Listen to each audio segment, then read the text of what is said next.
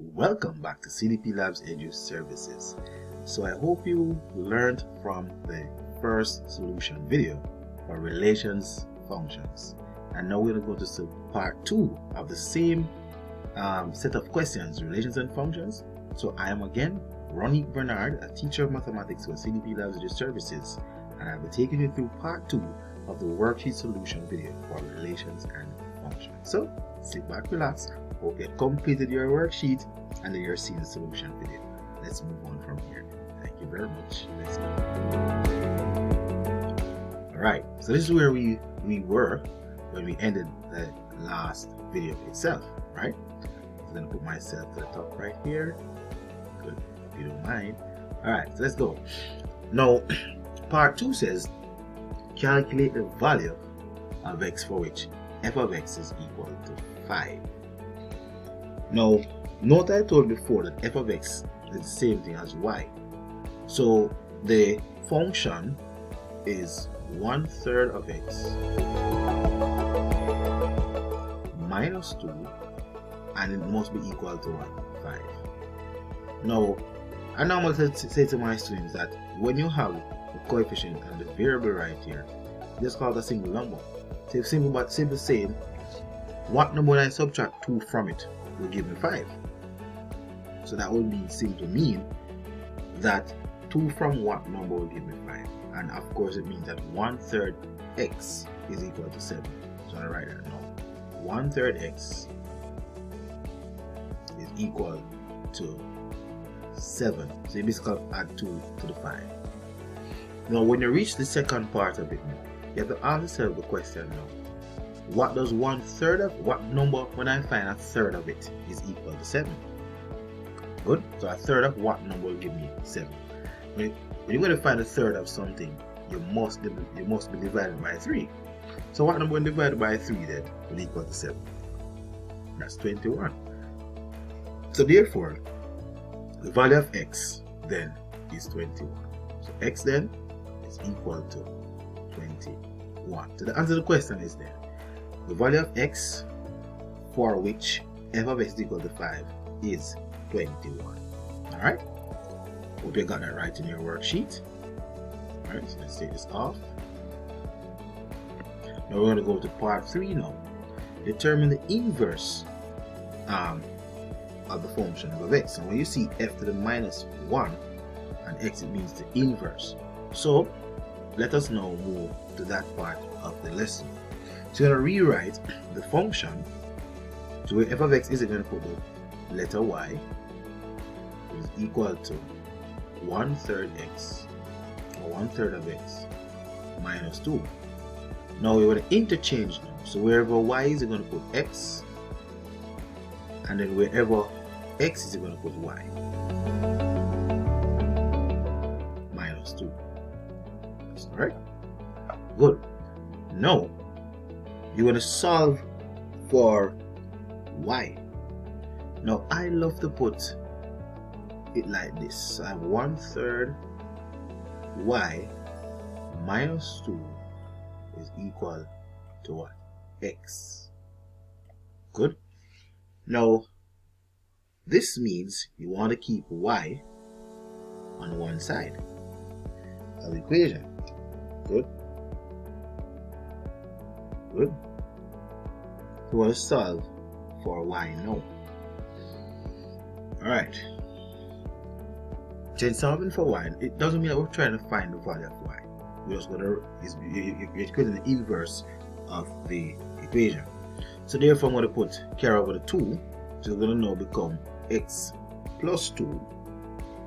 So let me come to this side here. So it's going to be what? 1/3 y, which is now going to equal to x plus 2. Hope you can see that, right? Now I want to have y on one side, so I'm going to divide y both sides by what? A third. Now a third divided by a third is going to be 1, because any number divided by itself is still 1, right? So we have now y by itself. They will divide both sides now by a third. So we end up having right here now x plus 2 divided by a third is going to result in x plus 2 times 3.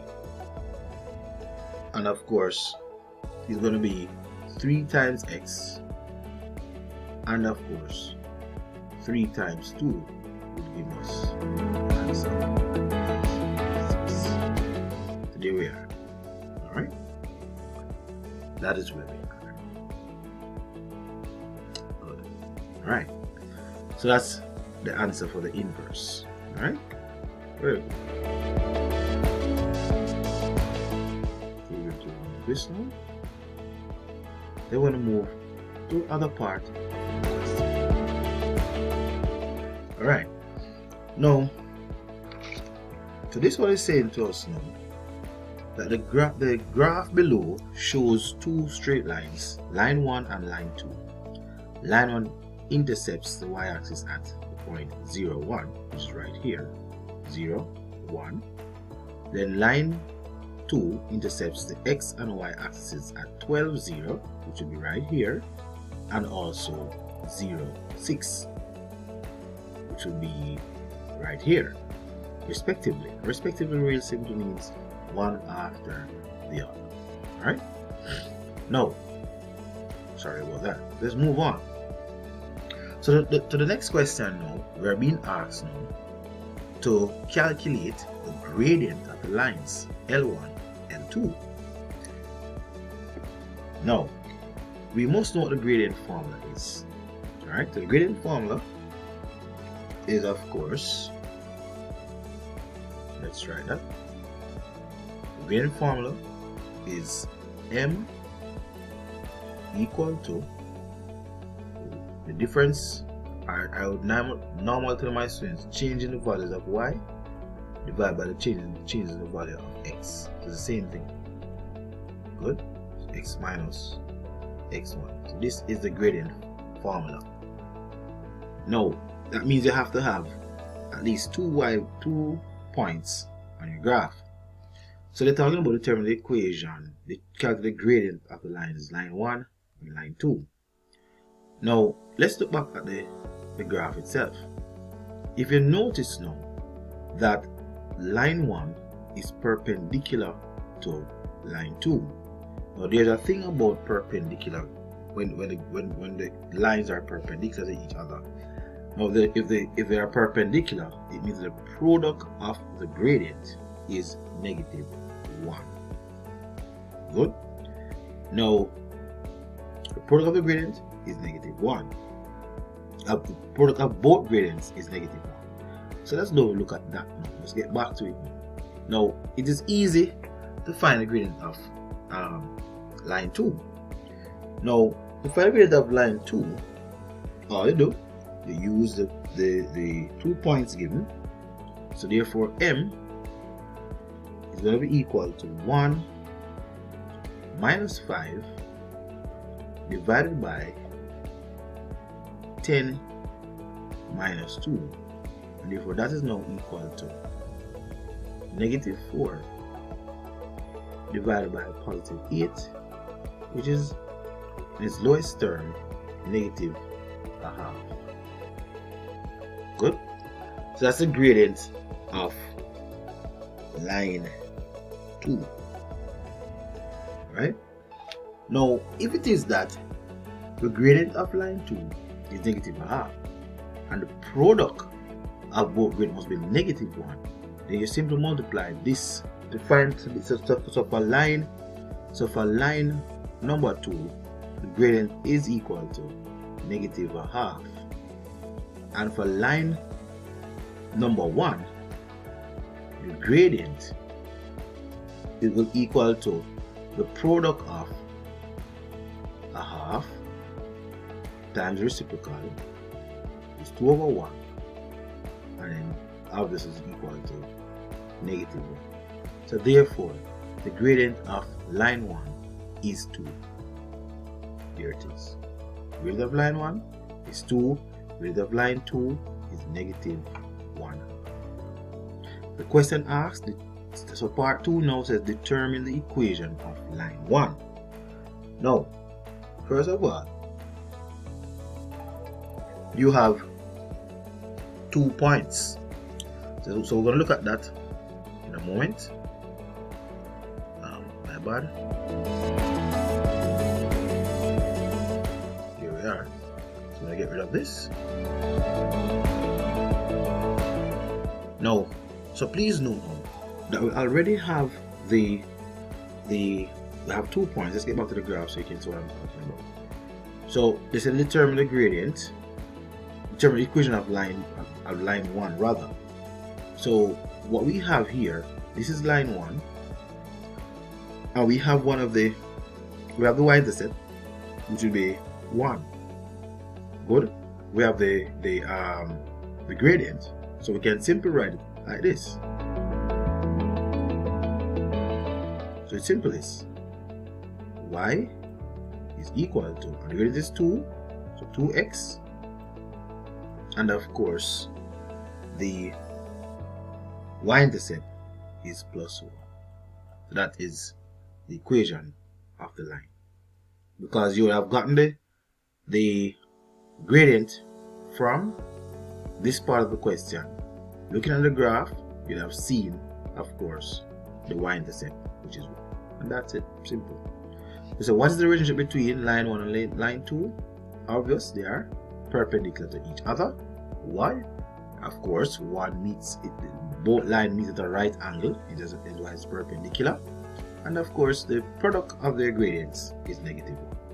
That's it. Simple. So let's now move on to the other part of our question. Alright.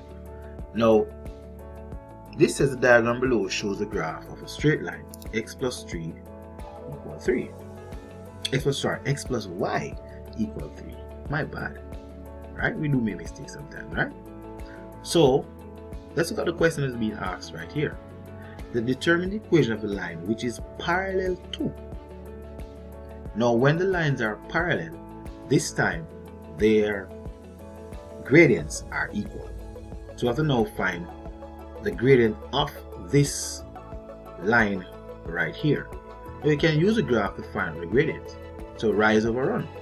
So if it is from A to B, it therefore means then from here to here is +1, sorry, which is 3. So you look 1, 2, 3, that's the run, and 1, 2, 3, that's the rise. So therefore your answer then would be 3 divided by 3, which is 3 by -3 is equal to -1. And I said before, once they are parallel, the gradient will be the same. So the gradient for this is -1. So the question asks to determine the one parallel to this. So that answer is easily, and it says it passed through the origin. So if it passes through the origin, and let's look at what the origin is. Here is the origin. So the line must pass through this. And that is giving us away the answer now. That one of them, that obviously the y-intercept, of course, would have been 0. So guess what now? If I rewrite it, I can rewrite first of all this one to find the gradient. So I'll have y equal to -x plus 3. Automatically, the y-intercept, the gradient is -1. So for the one to run parallel, it will be equal to this -1x plus 0 if you wish. Or I could leave that y equal to -x. Alright? Good. Or it could be y is equal to -x. Alright, so we have part 2 now says the perpendicular, determine the equation of a line which is perpendicular to the same line and it passes through the midpoint. Now if once it's perpendicular, you know that the product of the gradients is -1. So if this is -1, what time -1 will give you? -1. That's +1. Good. So we already know the gradient for the perpendicular line. Good. Now, and it passes through the midpoint.